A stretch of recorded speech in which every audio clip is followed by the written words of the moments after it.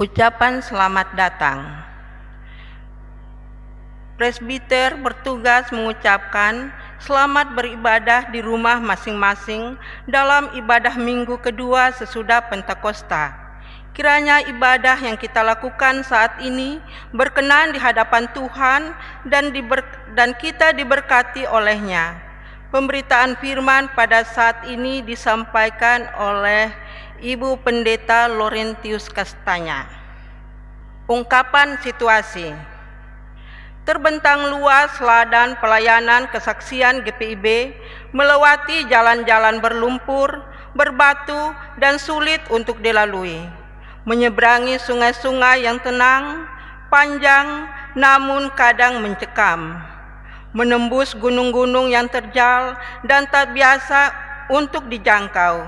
Menyusuri lembah-lembah yang dingin dan sepi, tampaknya tidak ada harapan, tampaknya tidak ada damai, tampaknya semuanya serba terbatas. Tetapi syukur kepada Tuhan yang tetap memelihara umat-Nya dan tetap memegang perjanjian-Nya. Tidak sekalipun Tuhan membiarkan umat-Nya berjalan sendiri. Dalam keadaan yang tak mudah, Tuhan tetap memegang janji-Nya dan menghadirkan damai sejahtera-Nya bagi umat yang dikasihi-Nya. Damai sejahtera yang membuat umat Tuhan di berbagai wilayah pelayanan dan kesaksian dapat bertahan dan berjuang untuk kemandirian. Marilah mengucap syukur pada Allah atas janji setia-Nya pada umat yang berharap hanya kepadanya.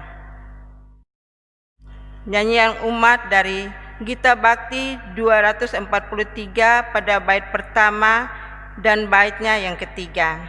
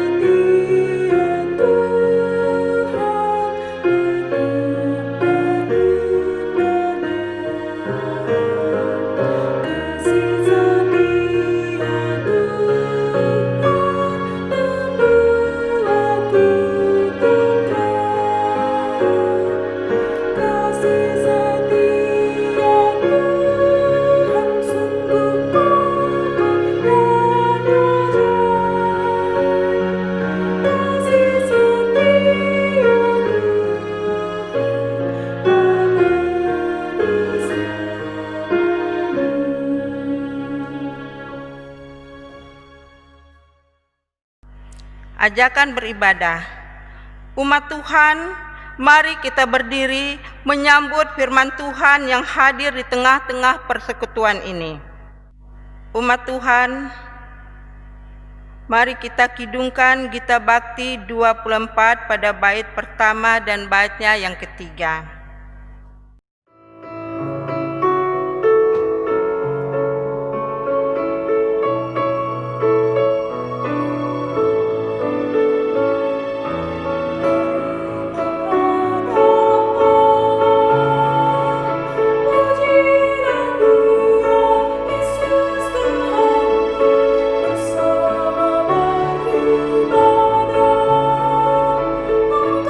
Suaramu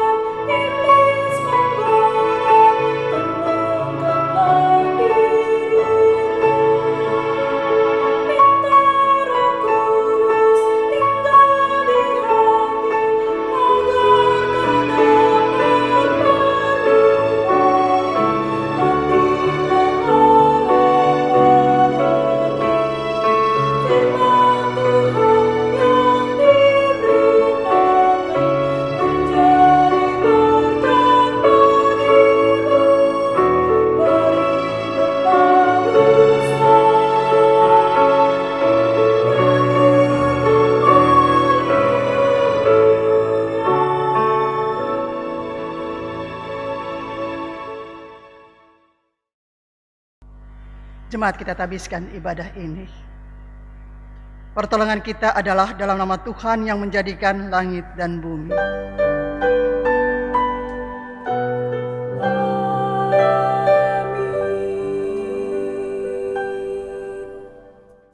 Nats pembimbing bagi kita pada ibadah saat ini terambil dari Ibrani pasalnya yang ke-12 ayatnya yang ke-14. Firman Tuhan demikian: berusahalah hidup dalam damai dengan semua orang dan kejarlah kekudusan, sebab tanpa kekudusan tidak seorang pun melihat Tuhan. Jemaat, terimalah salam rasulih, kasih karunia dan damai sejahtera dari Allah Bapa dan Kristus Yesus Juru Selamat kita menyertai kamu. Dan menyertaimu juga.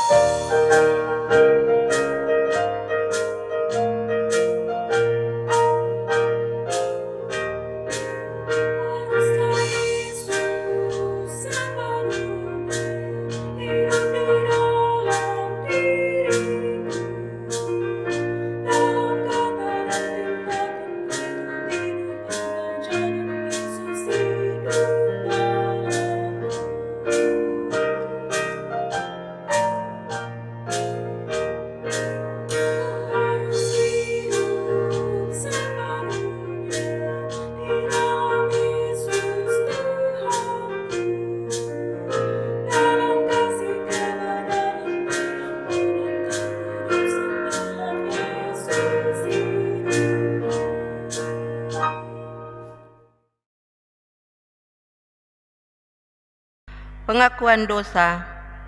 Dengan rasa sesal dan malu dan dengan kerendahan hati, marilah mengaku atas segala dosa kita. Kita berdoa. Allah yang mengasihi kami, kami mengaku bahwa kami telah berdosa di hadapan-Mu di dalam hati, kata dan perbuatan. Kami mudah berkata-kata dan lambat untuk mendengar, apalagi untuk bertindak. Kami mudah menyampaikan rasa prihatin, namun sulit memberi diri untuk melayani. Kami mudah menyampaikan kritik tajam bagi pelayanan dan kesaksian, tetapi lambat untuk mengulurkan tangan dan bantuan bagi pembangunan gereja Tuhan. Tak jarang hati kami penuh benci, perkataan kami melukai hati dan perbuatan kami dikuasai dengki. Untuk segala dosa dan kesalahan kami mohon ampunilah kami.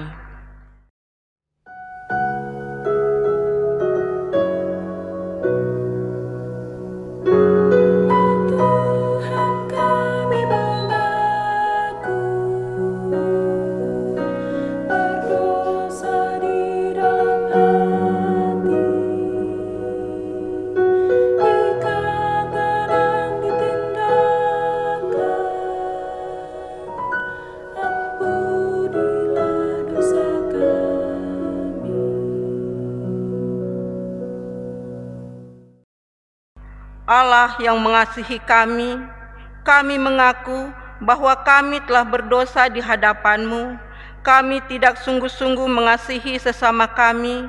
Kami hanya memenuhi kepentingan diri dan memuaskan kehendak kami. Kami memperkaya diri, namun lupa untuk hadir memberkati. Kami sibuk membangun kemegahan gedung gereja yang tinggi, namun lupa untuk membangun pribadi-pribadi berpotensi.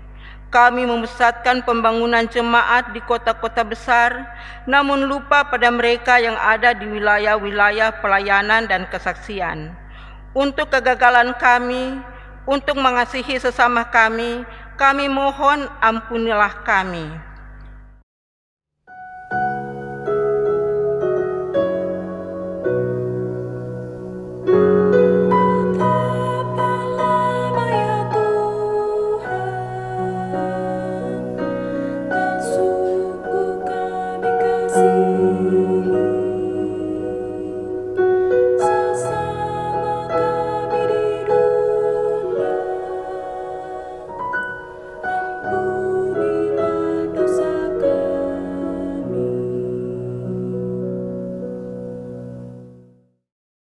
Allah yang mengasihi kami mengaku bahwa kami telah berdosa di hadapan-Mu. Kami mohon anugerahi kami pengampunan-Mu ya Tuhan, dan mampukan kami untuk menjalani panggilan dan pengutusan sebagai gereja Tuhan kemanapun Tuhan tempatkan kami. Ingatkan kami untuk senantiasa hidup dalam damai-Mu dan menghadirkan damai-Mu dalam diri kami. Dalam nama Tuhan Yesus Kristus, Juru Selamat penebus kami, ampunilah kami. Amin.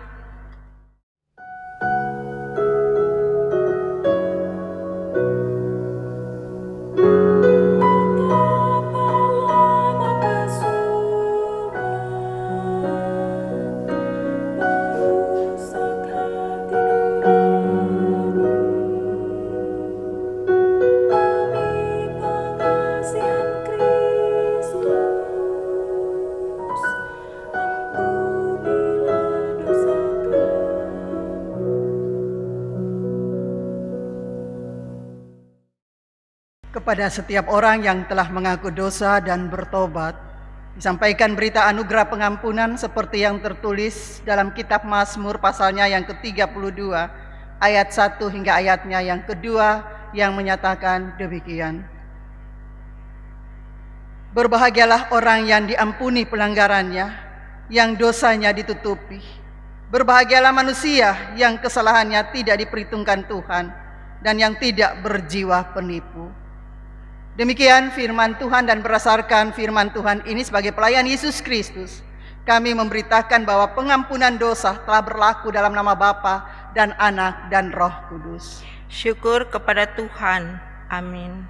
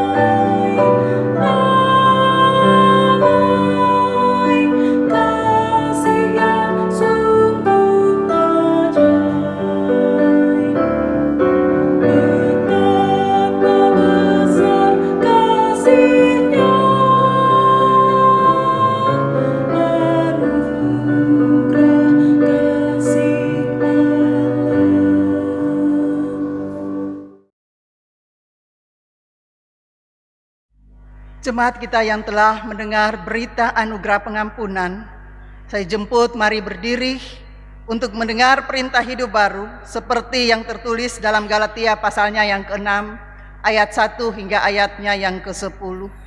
Galatia pasalnya yang ke-6 ayat 1 hingga ayatnya yang ke-10. Firman Tuhan demikian. Saudara-saudara, kalaupun seorang kedapatan melakukan sesuatu pelanggaran, maka kamu yang rohani harus memimpin orang itu ke jalan yang benar dalam roh lemah lembut, sambil menjaga dirimu sendiri, supaya kamu juga jangan kena pencobaan.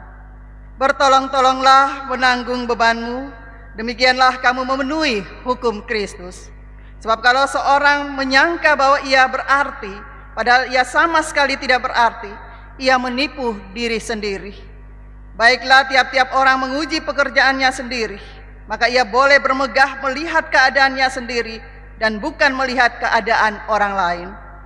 Sebab tiap-tiap orang akan memikul tanggungannya sendiri. Dan baiklah dia menerima pengajaran dalam firman, membagi segala sesuatu yang ada padanya dengan orang yang memberikan pengajaran itu.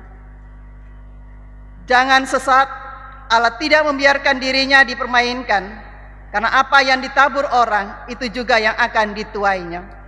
Sebab barang siapa menabur dalam dagingnya, ia akan menuai kebinasaan dari dagingnya. Tetapi barang siapa menabur dalam roh, ia akan menuai hidup yang kekal dari roh itu. Janganlah kita jemu-jemu berbuat baik, karena apabila sudah datang waktunya, kita akan menuai jika kita tidak menjadi lemah. Karena itu, selama masih ada kesempatan bagi kita, marilah kita berbuat baik kepada semua orang, tetapi terutama kepada kawan-kawan kita seiman. Demikian firman Tuhan. Roh Kudus menolong kita mewujudkan kemuliaan Allah dalam seluruh hidup dan kesaksian kita di dunia.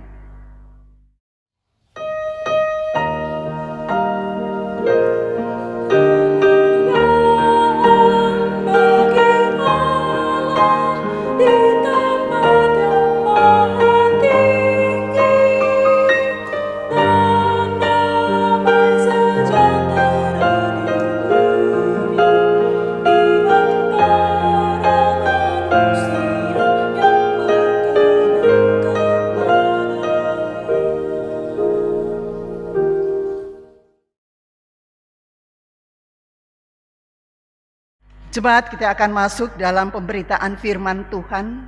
Untuk itu mari satukan hati dan pikiran kita. Kita mohon tuntunan Roh Kudus untuk mendalami kebenaran firman-Nya. Mari kita berdoa. Bapa di dalam surga, kami datang menghampiri kekudusan-Mu saat ini. Kami sangat bersyukur kepadamu ya Allah. Di tengah kondisi yang tidak gampang, Tuhan menggampangkan kami untuk duduk beribadah bersama dalam ibadah pada hari Minggu ini. Walaupun hanya melalui channel YouTube, tapi kami percaya dengan sungguh ya Tuhan, Engkau hadir di tengah-tengah kami, secara khusus di tengah kehidupan keluarga kami masing-masing.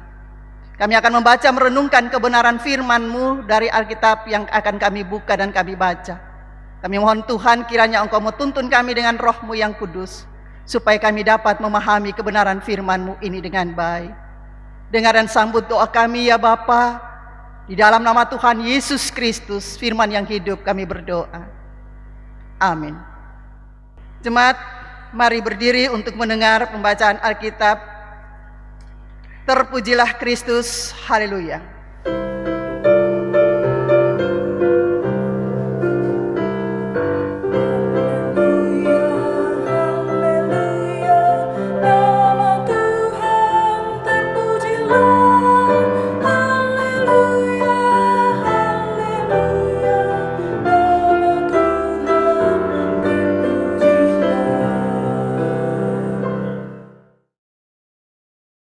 Bacaan Alkitab hari ini dari kitab Kejadian 31 ayat 43 sampai 50 yang menyatakan, lalu Laban menjawab Yakub, perempuan-perempuan ini anakku, dan anak-anak lelaki ini cucuku, dan ternak ini ternakku.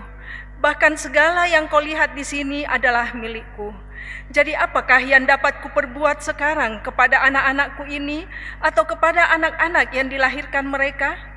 Maka sekarang marilah kita mengikat perjanjian aku dengan engkau, supaya itu menjadi kesaksian antara aku dan engkau. Kemudian Yakub mengambil sebuah batu dan didirikannya menjadi tugu. Selanjutnya berkatalah Yakub kepada sanak saudaranya, kumpulkanlah batu. Maka mereka mengambil batu dan membuat timbunan. Lalu makanlah mereka di sana di dekat timbunan itu.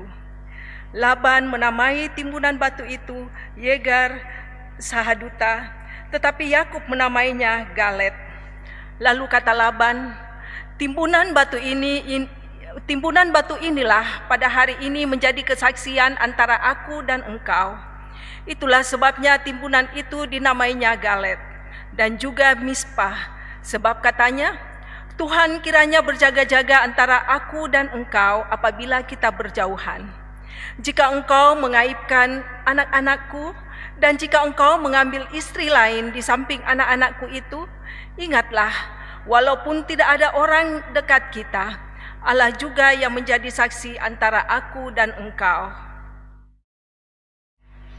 Hendaklah firman Tuhan diam dengan segala kekayaannya di antara kamu dan ucaplah syukur kepada Allah.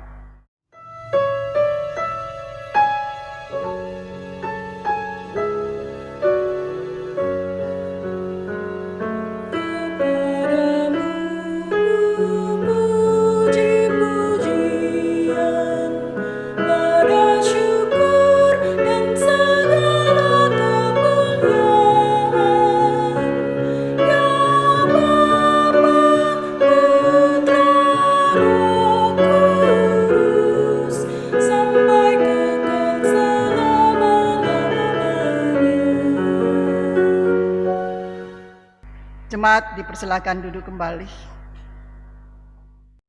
Bapak Ibu Saudara kekasih Tuhan, selamat pagi, selamat hari Minggu, Shalom. Bagi kita yang telah berakar dalam kekristenan, Bapak Ibu, cerita tentang tokoh Yakub pasti bukan cerita baru dan pasti kita semua tahu cerita atau kehidupan Yakub. Kalau kita lihat kisah perjalanan hidupnya Bapak Ibu Saudaraku, perjalanan hidup Yakub ini sangat kontroversi dan pragmatis sekali. Hal ini dapat kita lihat dari ketika dia masih berada dalam kandungan bersama dengan Esau saudaranya atau saudara kembarnya Bapak Ibu.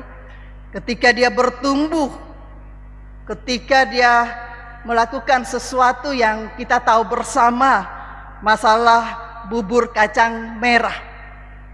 Sampai kepada keinginannya Bapak Ibu untuk mendapatkan Rahel, anak dari Laban, orang Aram. Usaha untuk mendapatkan Rahel sebagai istri Bapak Ibu bukan usaha yang mudah. Persyaratan yang diberikan Laban kepada Yakub untuk bisa mendapatkan Rahel bukan hal yang mudah. Persyaratan itu Bapak Ibu 7 tahun Yakub bekerja untuk bisa mendapatkan Rahel. Itu persyaratan dari Laban. Tetapi setelah 7 tahun bukan Rahel yang diberikan untuk dikawinkan dengan Yakub sebagaimana harapan dari Yakub. Tetapi Bapak Ibu yang dibawa kepada Yakub adalah Lea, saudara perempuan dari Rahel. Dan persyaratan kembali diberikan kepada Yakub oleh Laban, Bapak Ibu, untuk bisa mendapatkan Rahel. Kalau Yakub ingin mendapatkan Rahel, Bapak Ibu, ada persyaratan. Dan persyaratan itu adalah dia harus bekerja 7 tahun lagi. Dan demi mendapatkan Rahel, Yakub menyanggupi persyaratan yang diberikan oleh Laban, yakni bekerja pada Laban 7 tahun. Jadi total kerja Yakub pada Laban ini Bapak Ibu untuk mendapatkan Rahel 14 tahun. Kita dapat bayangkan hal itu. Bukan waktu yang singkat untuk mendapatkan cintanya, yaitu Rahel. Perempuan yang dia sukai, perempuan yang dia idam-idamkan. Setelah memperistrikan Rahel, Bapak Ibu, Yakub berniat untuk pergi ke Betel sesuai dengan permintaan atau perintah Allah baginya. Tetapi Yakub kembali Bapak Ibu ditahan 6 tahun oleh Laban untuk alasan agar Yakub dapat mengumpulkan harta bagi kehidupan keluarganya. Bapak Ibu Saudara kekasih Tuhan, jadi total kerja dari Yakub kepada Laban ini 20 tahun. Tidak tahu apa yang menjadi maksud tujuan Laban dengan menunda-nunda keinginan Yakub tersebut. Di satu sisi Bapak Ibu Saudara-saudara, mungkin ada benarnya bahwa Yakub harus mengumpulkan banyak untuk menghidupi kedua istrinya dan anak-anaknya. Tetapi di sisi yang lain terlihat sepertinya Laban mempergunakan kesempatan kehadiran Yakub ini untuk bekerja bagi dia. Tapi apapun itu Bapak Ibu, dalam awal atau dari awal kecurangan telah terlihat di sini. Dari awal perjumpaan Laban dengan Yakub, kecurangan Laban terhadap Yakub telah terlihat Bapak Ibu. Kecurangan yang dilakukan Laban terhadap Yakub bukan saja menggantikan Rahel dengan Lea. Dan akibatnya Yakub harus bekerja 7 tahun lagi, menjadi 14 tahun untuk mendapatkan Rahel. Tapi juga selama 6 tahun, 10 kali Laban mengubah upah Yakub.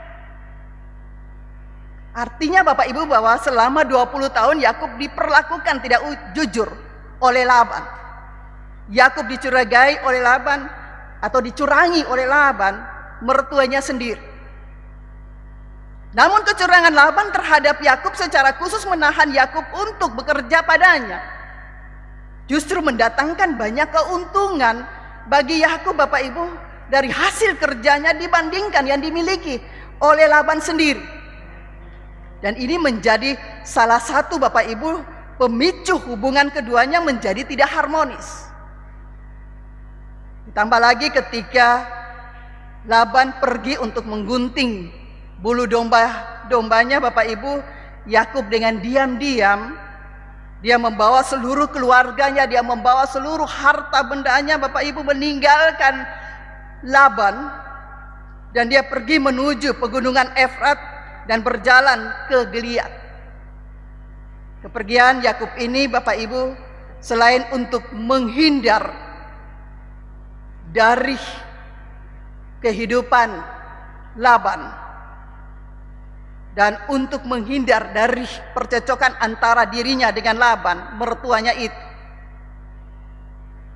Sebenarnya juga Bapak Ibu, hal ini dilakukan oleh Yakub karena dia berniat atau tujuannya adalah melakukan apa yang diperintahkan Allah bagi dirinya, yaitu pergi ke Betel. Menarik Bapak Ibu, ketika Laban tahu bahwa Yakub pergi meninggalkannya bersama dengan seluruh yang dimiliki oleh Yakub, Laban menjadi marah dan mengejar mereka. Tetapi dalam pengejarannya Bapak Ibu, Tuhan menyampaikan atau Tuhan berjumpa dengan Laban dan memberikan pesan. Dia berpesan kepada Laban Bapak Ibu Saudara-saudara adalah melakukan apa yang diperintahkan Allah baginya, yaitu pergi ke Betel. Menarik Bapak Ibu, ketika Laban tahu bahwa Yakub pergi meninggalkan dia bersama dengan seluruh yang dimiliki oleh Yakub, Laban Bapak Ibu menjadi marah dan mengejar mereka. Tetapi dalam pengejarannya Tuhan menyampaikan kepada Laban dan memberi pesan kepadanya untuk tidak mengatai Yakub dengan sekata-kata pun. Bapak Ibu, kita dapat lihat dalam ayat sebelumnya, dan hal itu dilakukan oleh Laban. Ketika berjumpa dengan Yakub setelah 7 hari perjalanannya pengejaran dia terhadap Yakub, Bapak Ibu, dia melakukan seperti apa yang diperintahkan Tuhan kepadanya. Ada perdebatan yang terjadi, tetapi akhirnya Laban menyerah. Dia mengajak Yakub untuk membuat perjanjian damai. Hal baik yang dapat kita lihat dari sisi Laban ini Bapak Ibu, ia mau taat pada apa yang Tuhan perintahkan kepada dia. Di samping itu ia juga sadar akan kesalahan-kesalahannya. Dan walaupun dia tidak secara terbuka minta maaf kepada Yakub atas kesalahan-kesalahan yang pernah dilakukan terhadap Yakub, hal itu terlihat Bapak Ibu dari sikapnya dengan legowo, dengan rasa yang pasrah Bapak Ibu Saudara-saudara, dia terima yang dikatakan Yakub terhadap dirinya. Kondisi yang tadinya memanas atau kondisi yang panas yang tadinya seperti itu berubah. Saling menerima terjadi di antara keduanya. Dan hal ini terjadi tentunya tidak terlepas dari campur tangan Tuhan dan ketaatan keduanya pada kehendak Tuhan. Bapak Ibu, Laban maupun Yakub mau taat pada kehendak atau perintah Tuhan, maka Tuhan menuntun mereka untuk ada pada kondisi damai. Hubungan yang tadinya tidak harmonis menjadi baik kembali. Dan setelah hubungan itu membaik, Bapak Ibu, keduanya bersepakat mengikat janji dengan membangun sebuah tugu yang terdiri dari susunan batu untuk menjadi saksi atas perjanjian damai yang diikat bersama. Tumpukan batu itu Bapak Ibu oleh Yakub dinamai Galet, itu bahasa Ibrani, dan dinamai oleh Laban Yegar Sahaduta, itu dalam bahasa Aram. Dan kedua kata ini punya arti yang sama, yaitu susunan batu atau tugu peringatan. Dan dinamakan juga Misbah yang artinya berarti tempat kita diawasi. Itu dapat kita baca Bapak Ibu dalam ayat yang ke-49. Misbah yang berdiri di antara Yakub dan Laban ini, itu Bapak Ibu sebagai tanda pengikat perjanjian dan menjadi batu pengawas bahwa baik Laban maupun Yakub tidak boleh saling menyakiti satu dengan yang lainnya, serta tidak melanggar hak-hak masing-masing. Laban juga Bapak Ibu Saudara-saudara meminta kepada Yakub untuk tidak mengabaikan anak-anaknya dan mengabaikan keluarga dari anak-anak. Kita baca Bapak Ibu dalam ayat ke-49, ayat 50, di sana dikatakan begini: jika engkau menggaibkan anak-anakku dan jika engkau mengambil istri lain di samping anak-anakku itu, ingatlah bahwa tidak ada orang dekat kita,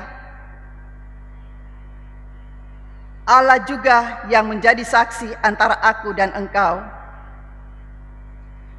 Bapak Ibu Saudara kekasih Tuhan, kita melihat apa yang dikatakan oleh Laban kepada Yakub ini.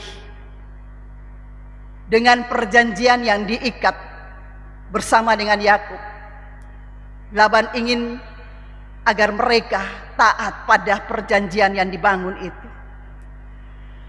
Mereka tidak boleh saling menyakiti antara satu dengan yang lainnya.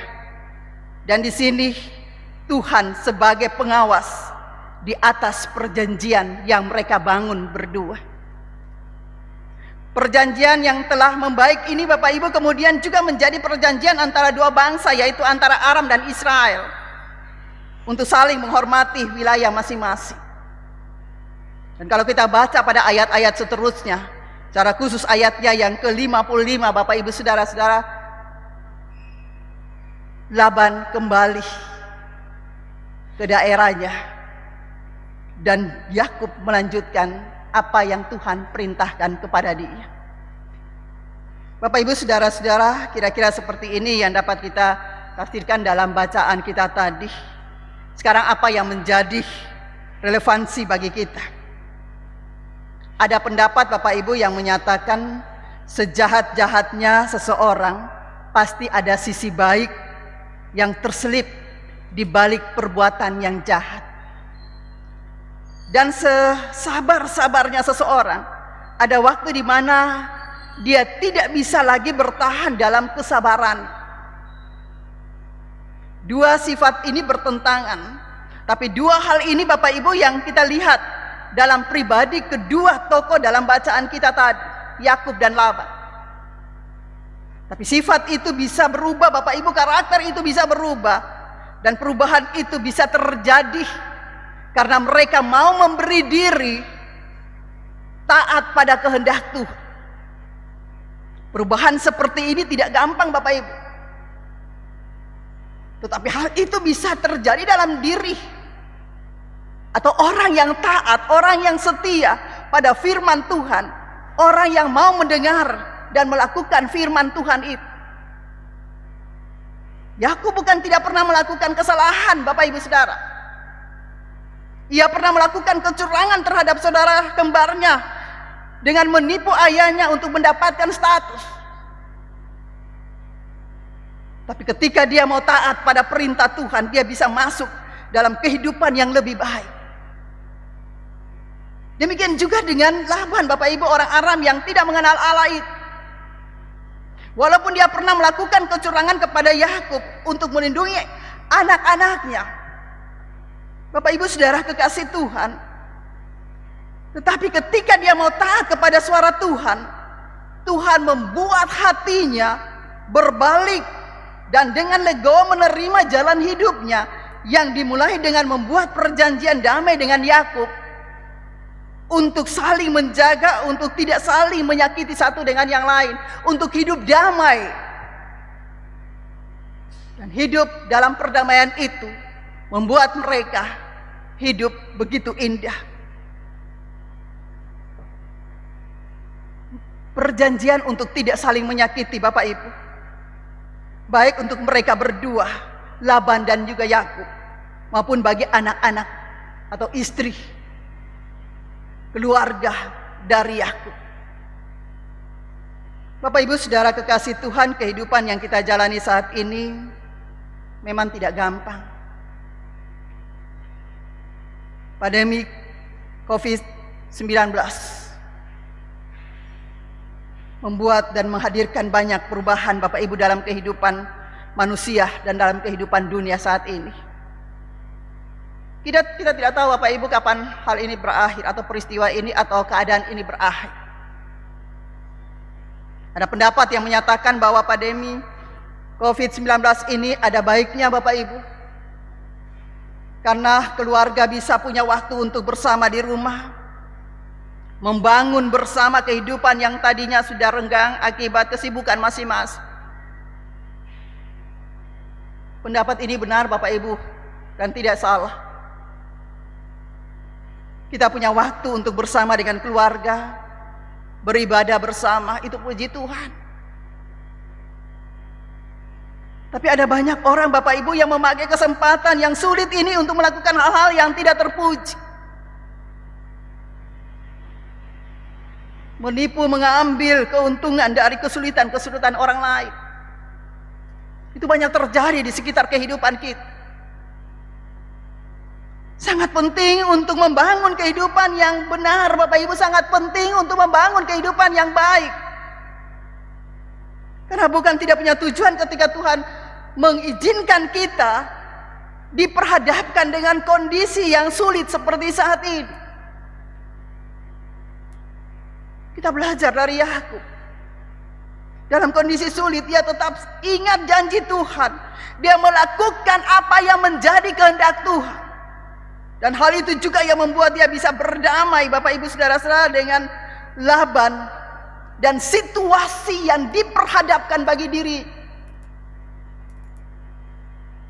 Artinya Bapak Ibu tidak dimulai dari orang lain. Perdamaian itu tidak dimulai dari orang lain, tapi dimulai dari diri sendiri. Ketika kita berbicara tentang berdamai, itu tidak dimulai dari orang lain, tapi dimulai dari diri sendiri. Berdamai dengan diri berarti Bapak Ibu kita mau menerima apa yang menjadi keputusan Tuhan dan tetap hidup sesuai dengan kehendak. Kita patut bersyukur bahwa hingga saat ini Bapak Ibu, Tuhan tetap memelihara kehidupan kita. Memang perjalanan yang kita lalui saat ini bukan perjalanan yang mudah. Itu tadi saya katakan.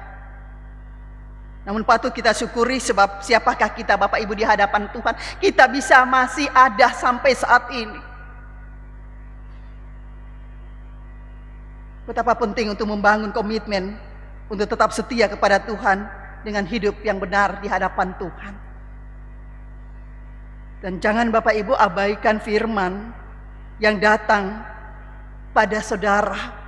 Sebab Tuhan kita adalah Tuhan yang setia. Ketika kita hidup taat dan setia kepada Tuhan, kita akan melihat Bapak Ibu dan menghayati kuasa dan kasih Tuhan di dalam seluruh perjalanan kehidupan kita. Banyak hal yang tidak gampang memang untuk kita mengerti. Tapi Tuhan kita adalah Tuhan yang setia. Dan Dia akan terus menuntun kita ketika kita mau hidup setia dan taat kepada firman-Nya. Mari renungkan bagian firman Tuhan ini. Mari belajar dari kedua tokoh yang ada di dalam bacaan kita tadi ini. Dan mari melakukan apa yang menjadi kehendak Tuhan di dalam kehidupan yang masih Tuhan percayakan bagi kita semua. Tuhan Yesus memberkati kita. Amin.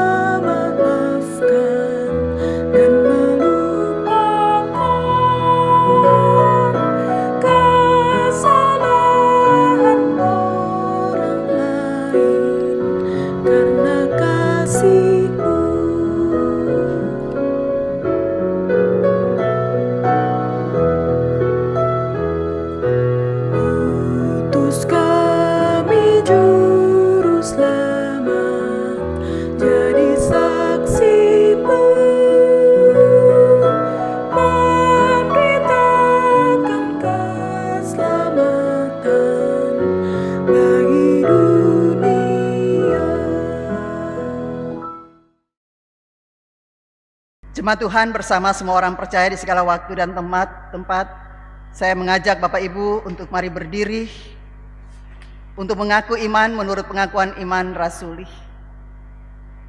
Dengan hati dan mulut masing-masing kita berkata, aku percaya kepada Allah, Bapa yang Maha Kuasa, Khalik langit dan bumi, dan kepada Yesus Kristus, anaknya yang tunggal Tuhan kita, yang dikandung daripada Roh Kudus, lahir dari anak darah Maria, yang menderita di bawah pemerintahan Pontius Pilatus, disalibkan, mati dan dikuburkan, turun ke dalam kerajaan maut, pada hari yang ketiga bangkit pula dari antara orang mati, naik ke sorga, duduk di sebelah kanan Allah, Bapa yang Maha Kuasa, dan akan datang dari sana untuk menghakimi orang yang hidup dan yang mati. Aku percaya kepada Roh Kudus, gereja yang kudus dan am, persekutuan orang kudus, pengampunan dosa, kebangkitan daging, dan hidup yang kekal. Jemaat dipersilakan duduk kembali. Mari kita satukan hati dan pikiran kita satu di dalam doa syafaat. Mari kita berdoa. Kembali kami datang menghampiri kekudusan-Mu Tuhan. Dengan penuh rasa syukur dan terima kasih kami menyapa Engkau ya Allah. Engkau yang telah hadir lewat firman yang kami baca dan kami renungkan bersama di pagi hari ini. Bapa, terima kasih untuk persekutuan yang terbangun di dalam kebersamaan kami menghayati kebenaran firman. Walaupun kami tidak duduk bersama di gedung gereja dan kami duduk bersama dengan keluarga kami masing-masing, tapi kami sangat percaya Tuhan, bahwa Engkau hadir di tengah-tengah kami dan Engkau menuntun kami di dalam persekutuan yang indah di hadapan. Mampukan kami untuk menghayati kebenaran firman-Mu ini dengan baik, dan mampukan kami juga untuk dapat melakukan kebenaran firman-Mu ini Tuhan. Kami mau belajar dari pengalaman iman Yakub di dalam menjawab panggilannya. Tuhan, Engkau berkati kami. Buatlah kami taat dan setia di dalam setiap kesempatan kehidupan kami. Dalam kondisi-kondisi yang enak ataupun dalam kondisi-kondisi yang sulit sekalipun seperti saat ini.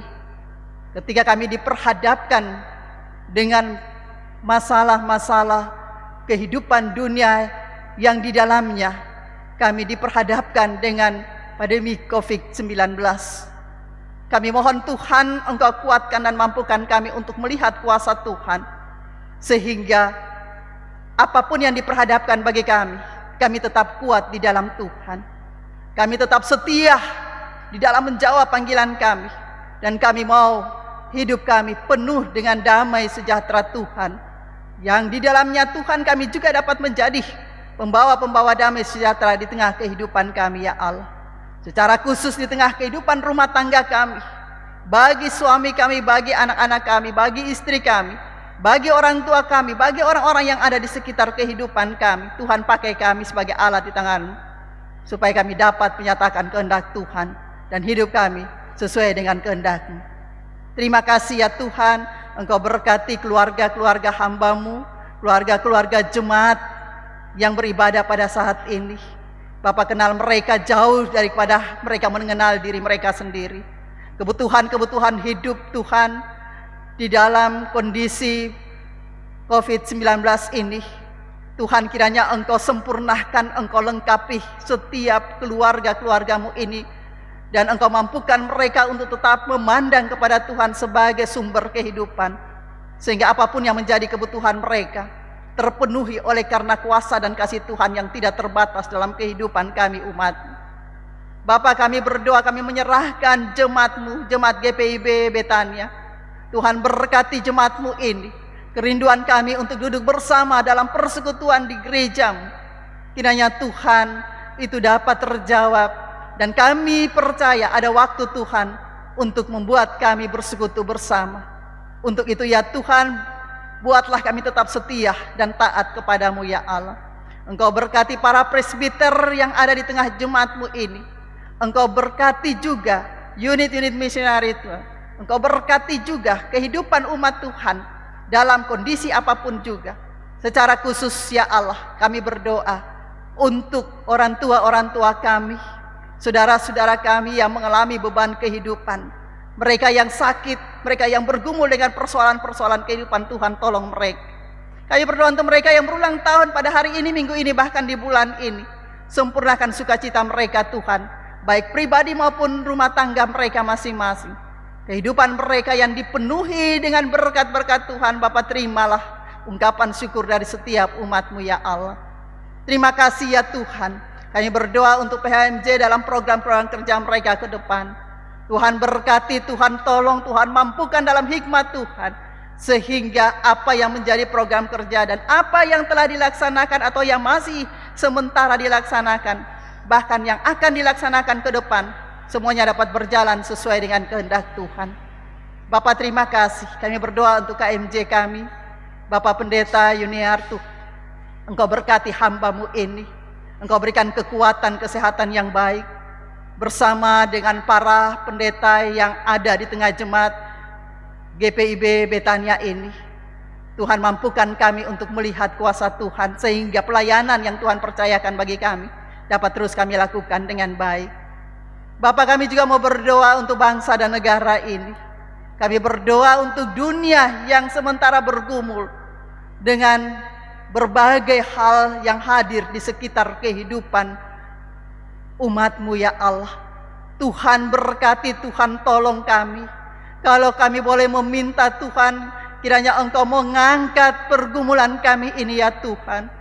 Engkau mau mampukan kami untuk terus ada di dalam kuasa-Mu ya Allah, sehingga apa yang Tuhan Engkau ingin kami lakukan, terus dapat kami lakukan dengan baik. Engkau berkati kami Tuhan, agar kehidupan kami dapat menjadi berkat. Bangsa Indonesia kami pertaruhkan di dalam tangan Tuhan. Para pemimpin kami Tuhan berikan hikmat kebijaksanaan, sehingga tanggung jawab yang Tuhan percayakan dapat mereka lakukan dengan baik. Secara khusus dalam penyelesaian COVID-19 ini, kami juga mau berdoa ya Tuhan, kiranya Engkau memberkati Sulawesi Selatan, secara khusus Kota Makassar. Engkau berkati kami semua ya Allah. Engkau mampukan kami untuk hidup benar, hidup jujur di hadapan, mengikuti apa yang menjadi ketentuan dari pemerintah kami ya Allah, untuk menjalani kehidupan yang baik di hadapan Tuhan dalam kondisi COVID-19 ini. Kami serahkan diri kami penuh di dalam kuasa Tuhan. Pemerintah kami di Kota Makassar, Tuhan berkati, Tuhan pelihara mereka dalam hikmat Tuhan, sehingga mereka dapat melakukan yang terbaik seturut dengan kehendak Tuhan. Terima kasih ya Allah. Terima kasih untuk kesempatan beribadah bersama. Engkau berkati kami, juga tim kerja multimedia yang mempersiapkan segala sesuatu, sehingga ibadah melalui channel YouTube ini Tuhan dapat berjalan sesuai dengan kehendak Tuhan. Bapak berkati pribadi lepas pribadi. Bapak mampukan mereka di dalam hikmat Tuhan. Mereka terus dapat buat yang terbaik dalam kehidupan mereka. Dan mereka mampu menjadi berkat dalam tugas tanggung jawab yang Tuhan percayakan bagi setiap pribadi. Ya Allah, majelis yang bertugas, dan juga kami semua yang mengambil bagian dalam ibadah ini, Tuhan berkati. Tuhan penuhi kami dengan kuat kuasa Tuhan. Terus melayani Tuhan dalam situasi apapun juga. Dengar dan sambut doa kami bawa doa ini dalam nama Tuhan Yesus yang telah mengajar kami berdoa bersama. Bapa kami yang ada di sorga, dikuduskanlah namamu. Datanglah kerajaan, jadilah kehendak-Mu di bumi seperti di sorga. Berikanlah kami pada hari ini makanan kami yang secukupnya, dan ampunilah kami akan kesalahan kami, seperti kami juga ampuni orang yang bersalah kepada kami. Dan janganlah membawa kami dalam pencobaan, tetapi lepaskanlah kami daripada yang jahat.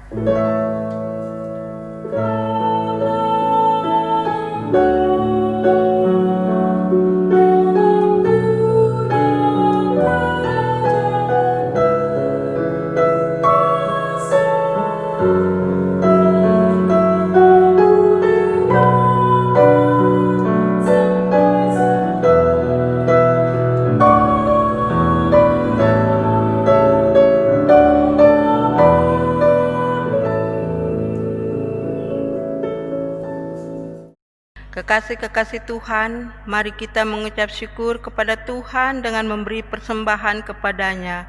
Dengarlah nas Alkitab dari kitab Roma 12 ayat 1 yang menyatakan, karena itu saudara-saudara, demi kemurahan Allah aku menasihatkan kamu supaya kamu mempersembahkan tubuhmu sebagai persembahan yang hidup, yang khusus dan yang berkenan kepada Allah. Itu adalah ibadahmu yang sejati. Tuhan memberkati saudara dan persembahan saudara. Dan pada saat ini juga kami akan memberikan persembahan khusus bulan Pelkes. Jemaat Tuhan, mari kita kidungkan nyanyian umat dari Kidung Jemaat 365B pada bait pertama, kedua, ketiga, dan keenam.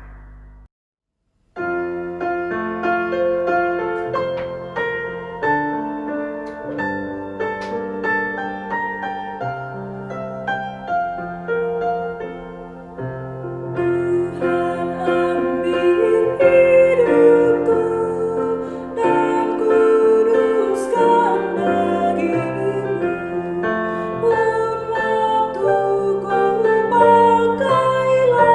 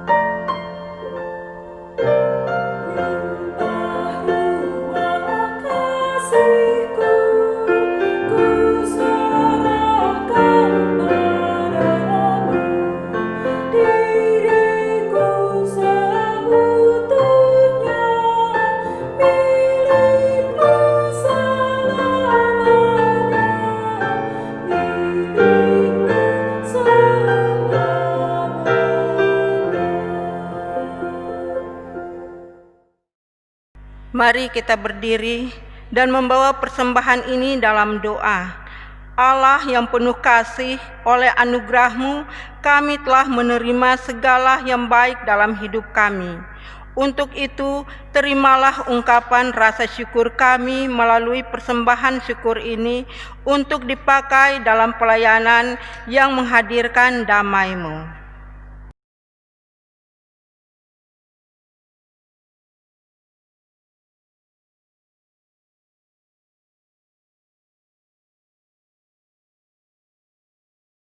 Amin. Jemaat dipersilakan duduk kembali. Umat Tuhan, bersama kita akhiri ibadah ini. Saya jemput, mari berdiri.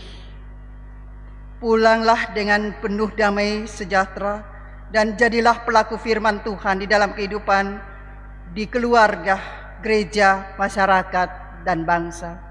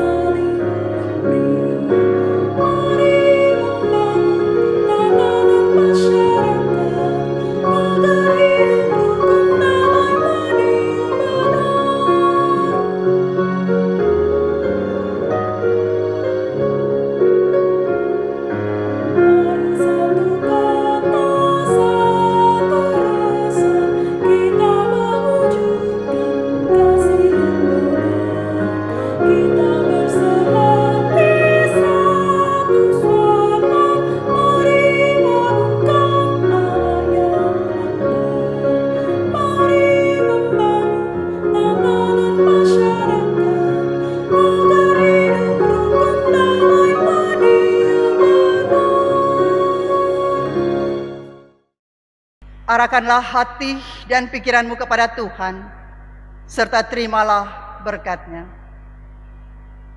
Tuhan memberkati engkau dan melindungi engkau. Tuhan menyinari engkau dengan wajah-Nya dan memberi engkau kasih karunia.